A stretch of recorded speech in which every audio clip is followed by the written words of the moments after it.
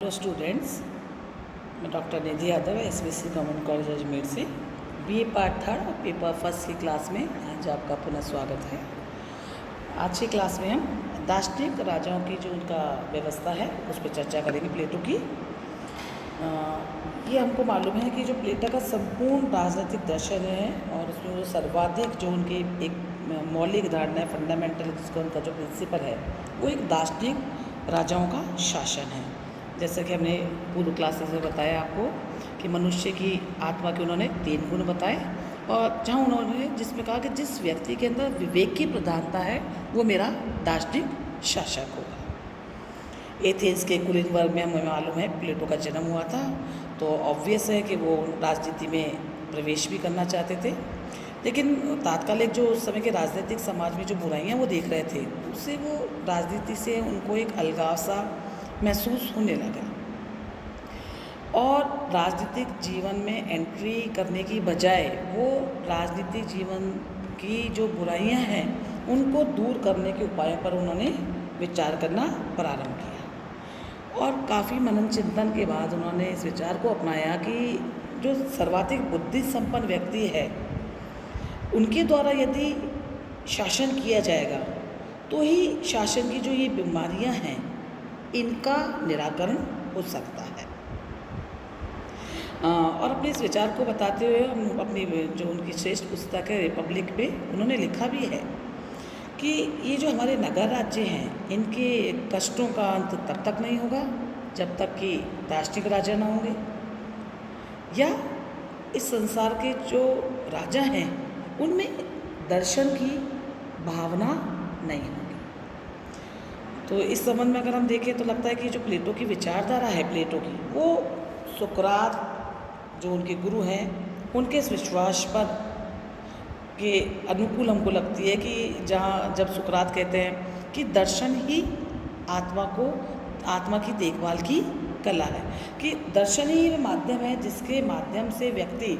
अपने आत्मा में झांक सकता है और ऐसा व्यक्ति ही श्रेष्ठ शासक बन सकता है। प्लेटो के दार्शनिक शासक की जो उसकी संकल्पना है उसका हम अध्ययन करते हैं तो कुछ विशेषताएं दृष्टिगोचर होती हैं। पहली बात, प्लेटो कहता है कि जो दार्शनिक राजा है वो सामान्यतः एक ही दार्शनिक राजा का शासन स्थापित करने के वो पक्ष में है, किंतु उसका ये विचार भी है कि यदि किसी राज्य में दार्शनिक राजा नहीं शासक नहीं मिल रहा है लेकिन उसके समान ही अगर किसी व्यक्ति में शिक्षा, चरित्र श्रेष्ठता, दूरदर्शिता दिखाई देती है, वो व्यक्ति बुद्धि संपन्न है, तो ऐसे व्यक्ति को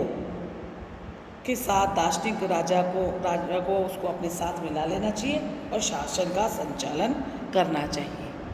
तो कुल मिला के पहली पॉइंट के अंदर विशेषता हम देते हैं कि प्लेटो जो व्यक्ति बुद्धि संपन्न है उसको ही राज्य की बागडोर सौंपने के पक्ष में है। दूसरी बात, प्लेटो का ये मानना है कि दार्शनिक शासक राज्य के हितों के साथ अपने उसके जो अपने इंटरेस्ट हैं और जो स्टेट के इंटरेस्ट है उनमें आपस में पूर्ण तादात्म्यता स्थापित कर लेता है, क्योंकि यहाँ महत्वपूर्ण यह है कि उसके तो अपने तो कोई इंटरेस्ट है ही नहीं, क्योंकि जैसा हम पूर्व क्लास में देख चुके हैं जब वो उनके लिए साम्यवाद की व्यवस्था करता है जहाँ वो संपत्ति और परिवार दोनों को दार्शनिक शासक के जीवन से हटा देता है। जब उसके पास संपत्ति नहीं है, कंचन नहीं है, कामिनी नहीं है, दोनों ही उसके पास में है ना, जो दोनों ही उसके अंदर दुर्गुणता उत्पन्न करते हैं या उसको सोसाइटी से दूर करते हैं, ऐसी कोई व्यवस्था जब वो अपने शासकों को पहले ही दूर कर देता है तो ऑब्वियस है कि अब उसके अपने तो कोई इंटरेस्ट है नहीं, तो वो संपूर्ण सोसाइटी जो है उसके हितों को ही ध्यान में रखता है। अब उसकी जो अपनी जो तृष्णा है या उसकी जो भी उसकी अपनी लालसा है वो उससे वो पार हो चुका था और वह यहाँ पे वो सत्यम शिवम और सुंदरम का जो वास्तविक वो जो प्रतिमान है तो उसको अपना दार्शनिक शासक उस प्रकार से दिखाई देता है जिसने सत्य को प्राप्त या सच्चे ज्ञान को प्राप्त कर लिया है। यहाँ एक इम्पोर्टेंट बात और है कि प्लेटो का जो ये दार्शनिक शासक की जो उसकी व्यवस्था है, उसमें दार्शनिक शासक को शासन करने की असीमित शक्ति प्राप्त है। यानी कि ये जो शासक है ये कानून, परंपरा, पब्लिक ओपिनियन, जनमत और इसके किसी के भी अधीन नहीं है। हाँ, ये जरूर है कि वह अपने दार्शनिक शासक को अंतिम निरंकुश असीमित शक्तियाँ नहीं देता है। वो कुछ उन पे 4 नियम उसने विशेष बताए या प्रतिबंध लगाए हैं ताकि उसका जो शासक है वो निरंकुश न बन सके। और ये 4 प्रतिबंध, पहली बात वो कहता है कि दार्शनिक शासक को इस बात का ध्यान रखना चाहिए कि सोसाइटी के अंदर या स्टेट के अंदर बहुत ज़्यादा असमानताएं धन और संपत्ति को लेकर के न हों, क्योंकि जब सोसाइटी के अंदर